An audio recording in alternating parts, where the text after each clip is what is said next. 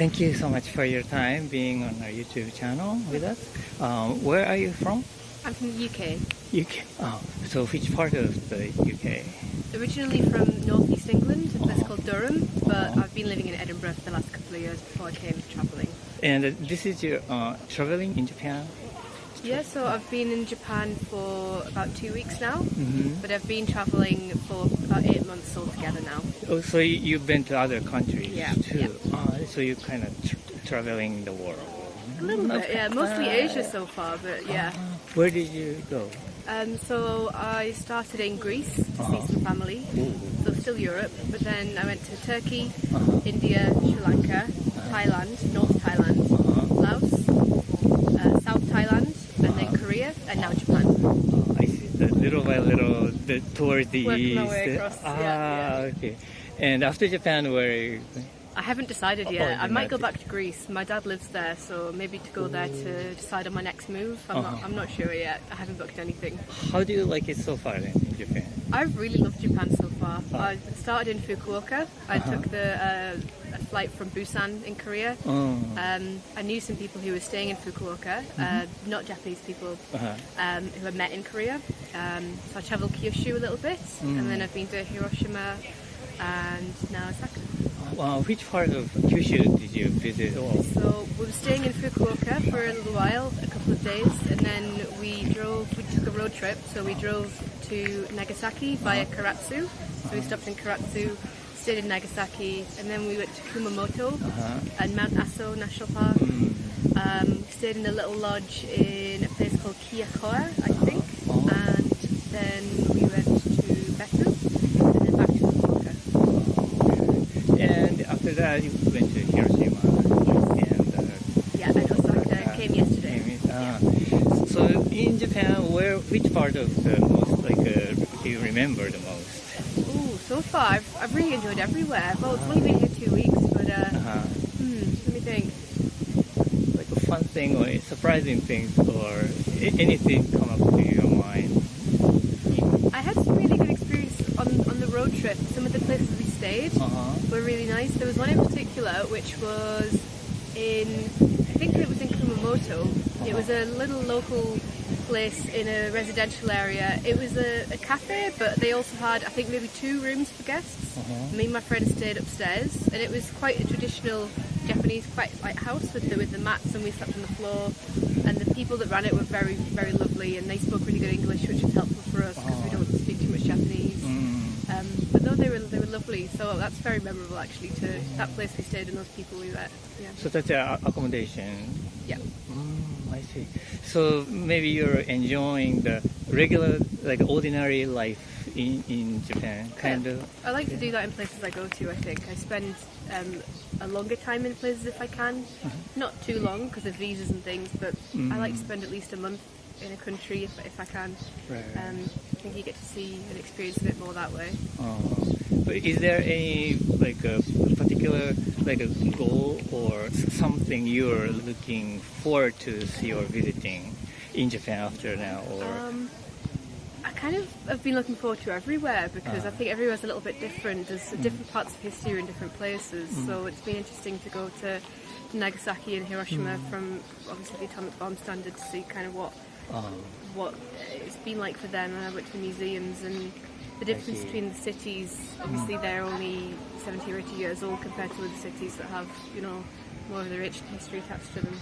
So Kyoto is something that I'm looking forward to a lot as well because I know it's meant to have a lot of traditional history, the old capital, so that's my next stop. I see. The travel from the Greece then, including Japan, which part do you remember the most? I get this question a lot from lots of people I meet, and I think that all of the countries I've been to are so different. It's really hard to compare them. They're all very, very memorable for different reasons. From the people I met there, the local people, travellers I meet, places I stay, things I visit, history I learn, food I eat there. They're all so very different that I can't really compare them. I've loved all of them. I see. The weather makes a difference though. I was in a lot of hot countries for a long time, so when I came to Korea and now Japan, it's a lot more manageable, the weather. This is more like how I'm used to the weather. at this time of year. A little bit warmer, I think, than the UK at this time of year, but it's easier to do things when it's not so hot. So. I see. Maybe is there easier to compare just between Korea and Japan then? Probably, yeah.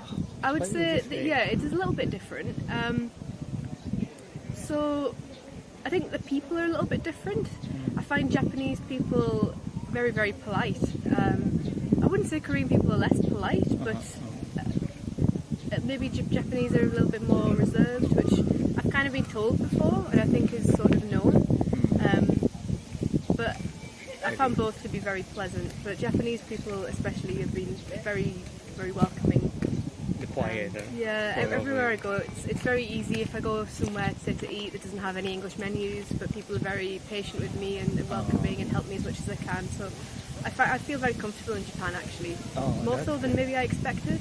I didn't expect to be uncomfortable, but I feel like it's made itself very friendly for foreigners.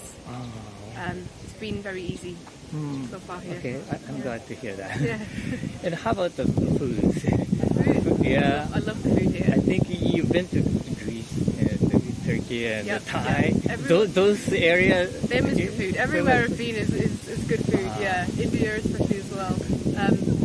I've loved Japanese food. My friend actually asked me how I found Japanese food compared to other places, and I think I said it was maybe the best food I'd had since India. So there's a few countries in between there, but yeah, the food here is really good. I like the variety of it as well. It's not just sushi, which a lot of people might that's the first thing they think of when they think of Japanese food, but there's so much to experience here, and different in different places as well. Did you find like a new food for you in Japan? Like discovered something you didn't know but you encountered? Yeah, I can't pronounce it. It's the pancake with the vegetables inside. It's famous in Osaka. I have not had it yet. That's the one. Yeah, I had it in Fukuoka actually. So I need to have it here and compare them because I think that it's meant to be a bit different here. But that one I'd never heard of before. I see. Did you try in Hiroshima that pancake too? I did not. I only had a day and a half and I didn't get around to it because I only just had it in Fukuoka. But it's different there as well. Right. Maybe I should have, and then I can compare all of them. Yeah, there are differences.